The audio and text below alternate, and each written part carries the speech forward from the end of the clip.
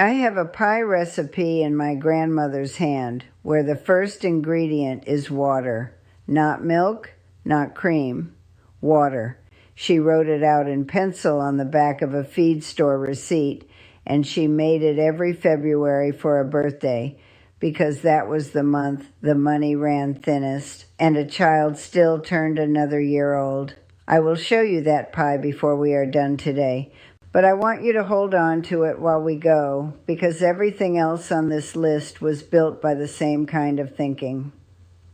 My name is Ruth Mae Callahan. For 40 years, I cooked out of a plain kitchen with a chipped enamel sink and a window over it, and most of what I know came from women who never once shopped for pleasure.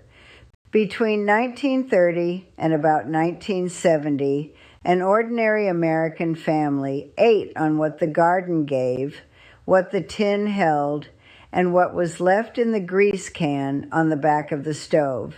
There was no refrigerator worth the name. There was no store open past 6.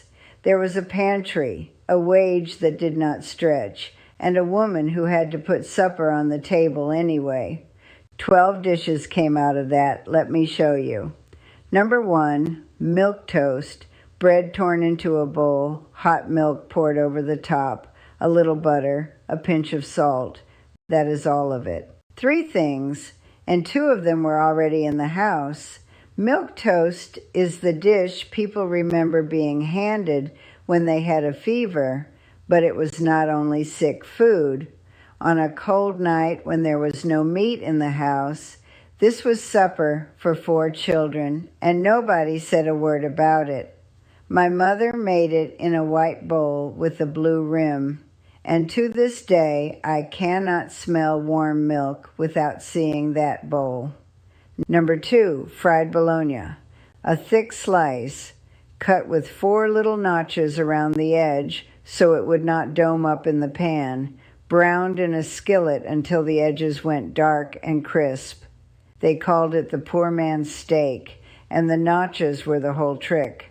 Without them, the slice curls into a bowl and burns at the rim while the middle stays pale. With them, it lies flat and takes an even brown, and a flat brown slice looks like something. Presentation mattered even here, maybe especially here. A ring of bologna went further than a pound of beef and cost a fraction of it. Put it between 2 slices of white bread with mustard, and that was a working man's dinner carried to a shift in a paper sack. Number 3, potato soup. Potatoes, an onion, milk, salt, pepper, and a lump of butter, if there was butter. No stock, no herbs, no garnish. It was thin compared to what you would make today, and that was deliberate because thin fed more people. A pot of potato soup was the answer to unexpected company. You added water, you added another potato, and the table stretched. A sack of potatoes kept in a cool corner of the cellar from October, clean through to spring, which is why this soup shows up in every mountain kitchen and every Milltown kitchen and every farmhouse kitchen alike. It was the one thing you could count on having. My aunt kept hers in a crock under the porch steps and sent us down after them with a lard bucket, and I remember the cold coming off that ground in January. Number 4, wilted lettuce. Now here is one that will surprise you. Leaf lettuce torn into a bowl, green onions cut over the top, and then hot bacon grease poured straight over the leaves so they collapsed. A splash of vinegar, a spoon of sugar, and it was done in the time it took to fry the bacon. The grease has to be smoking or near it. Warm grease just makes the salad greasy. Hot grease wilts the leaf and takes the raw edge off it, and that is the whole difference between a good bowl and a bad one. Spring lettuce came in before almost anything else in the garden, so this was the first fresh thing anyone had eaten since autumn. A family came through a winter on potatoes and cornmeal and whatever had been canned in September, And then one evening in April, there was something green on the table.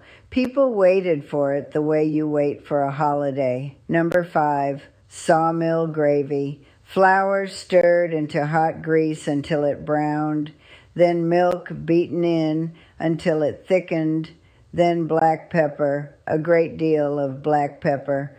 Poured over split biscuits, it made a meal out of nothing but the fat left in the pan from breakfast. The name comes from the logging camps, where cooks fed crews of men on flour and drippings and coffee. If you have ever wondered why so many old recipes begin with a grease can, this is why. That can was the cupboard. We are 5 in, and every one of these was built to stretch a real ingredient further. Bread, meat, potatoes, lettuce, grease, ordinary things made to go around. But the next 4 are a different kind of cooking altogether. The next 4 are what happened when there was genuinely nothing left to stretch, when the garden was done and the meat was gone and a woman had to invent supper out of the pantry shelf itself. That is where the cleverness really lives, and it is where the dish I promised you at the start is heading. Number 6, Hoover stew. Macaroni, a can of tomatoes, sliced hot dogs, and whatever vegetables had not gone soft. It carried a president's name because people blamed him for the bread lines, and naming your supper after him was a small act of spite you could serve to your children. There were Hoover blankets, which were newspapers, and Hoover flags, which were empty pockets turned inside out.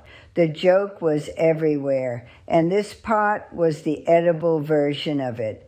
It cooked in one pot, it fed everybody, and it is the single most common dish I have heard named when I ask people what their grandmother made in the hardest years.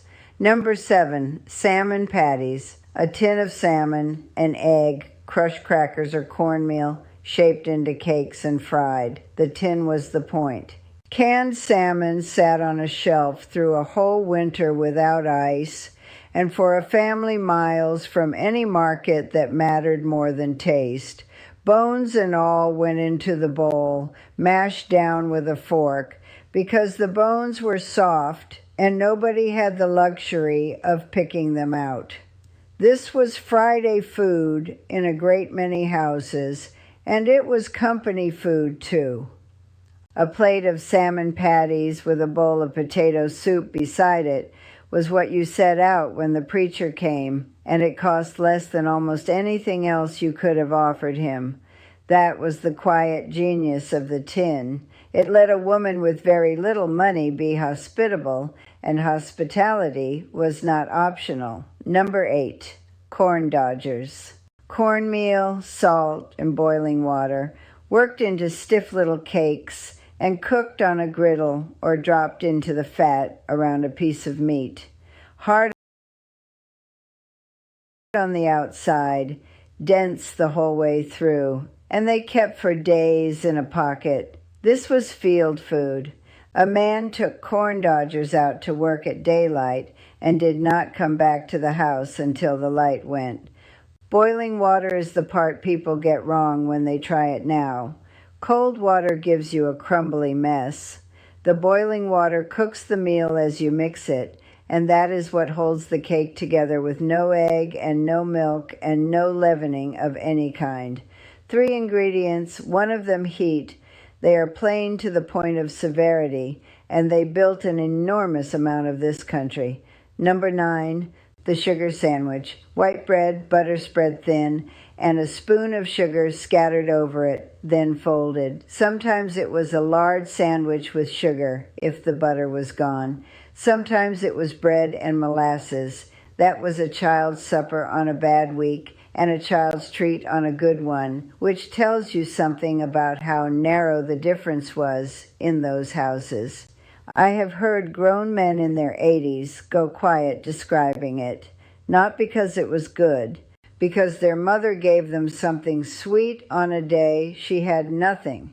And a child understands that long before he has the words for it. Hold on to that one, because the last 3 dishes are all built out of that same instinct, the determination to put something sweet in front of a person on a day when there was no reason to.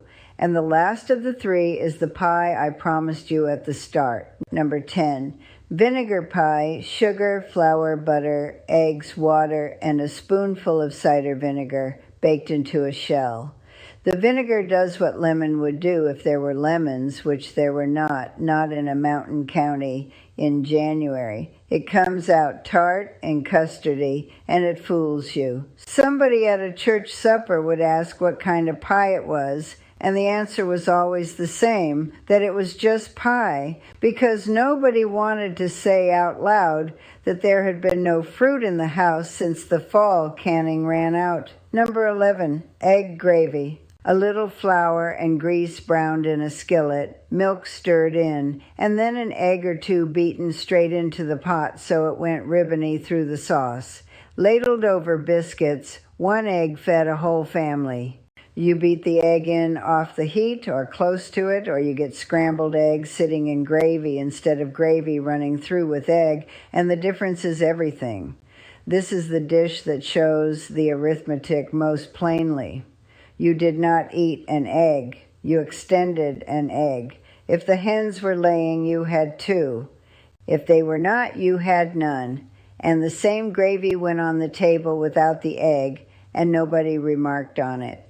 Everything in that kitchen was an exercise in making one thing behave like 4. And number 12, water pie. Water in the pan, sugar, flour, a few pats of butter dropped on top, a spoon of vanilla, and into the oven in a crust. As it bakes, the flour and the butter and the sugar find one another, and the water turns into something between a custard and a caramel. It should not work. There is no fruit, no milk, no cream. It is a pie made out of an empty kitchen and stubbornness. My grandmother made hers in February. I told you that at the start. What I did not tell you is that she went on making it in years when she could have used fruit, when the money was fine and the store was 10 minutes away, because by then it was not a poverty dish anymore. It was the taste of the people who did not quit. That is the thread through all 12 of these. Not one of them was an accident. Somebody sat in a cold kitchen with 4 things on a shelf and worked out how to make them into supper, and then taught it to a daughter who taught it to me. We lost most of that. We did not lose it because it stopped working. We lost it because the store got close and the money got easier and nobody wrote any of it down. If you make one thing off this list this week, make the milk toast. It takes 4 minutes, it costs almost nothing, and it will tell you more about how your grandmother lived than any book will. Then come back and tell me in the comments which of these 12 was on your family's table and what they called it, because every holler in every county had a different name for the same pot, and I read every one of them. I have put the full set of these old recipes with the measurements written out the way they were actually cooked into the collection linked below this video. Keep the old ways. They kept us.